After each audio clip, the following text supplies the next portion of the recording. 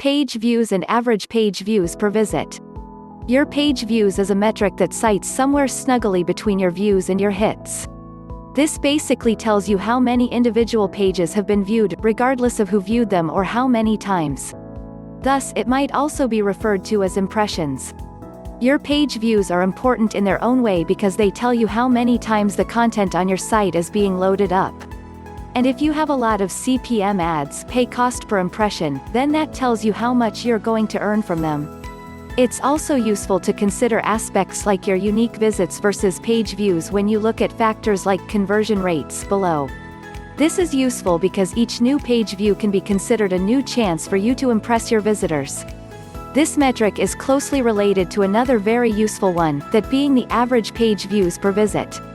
This is similar to your bounce rate but provides a little more in-depth data that shows you how many different pages your visitor looked around on your site.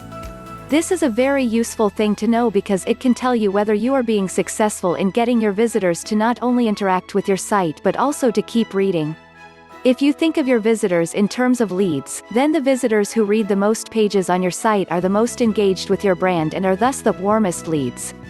The more page views you get from each visitor, the more likely it is that they will eventually buy when they see your product. Another related metric term that you should keep an eye on is your average cost per page view. This tells you how much you are paying to get each hit on your page. If you aren't doing any paid marketing, then of course this will likely be a very small number, the only cost being your hosting. But if you are spending money on AdWords and other things, then this is a useful way to look at your expenses.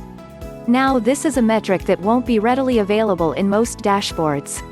But the thing to keep in mind is that most of the most valuable metric in internet marketing aren't, you need to calculate them yourself. To work this one out, all you need to do is take the average spend on your website and then divide it by the number of page views. Don't forget to include all your other costs too in order to make this data as accurate as possible. How to increase your page views. How do you increase your page views? Other than by marketing your site to increase visits, the other thing you need to do is to keep your visitors on your page and to keep them reading. Remember how we said that content was the key to SEO and to social media marketing?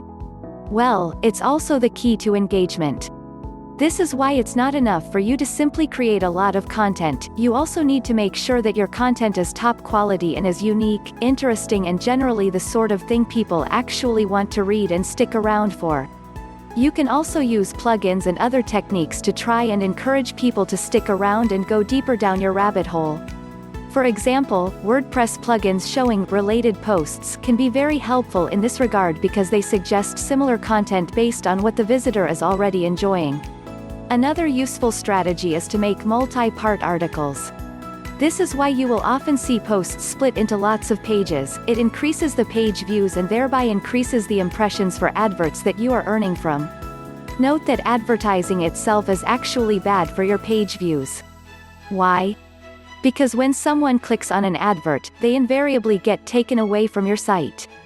Even if the new page opens up in another window or tab, that can still be enough to break the engagement. This is why you shouldn't put AdSense on a sales page.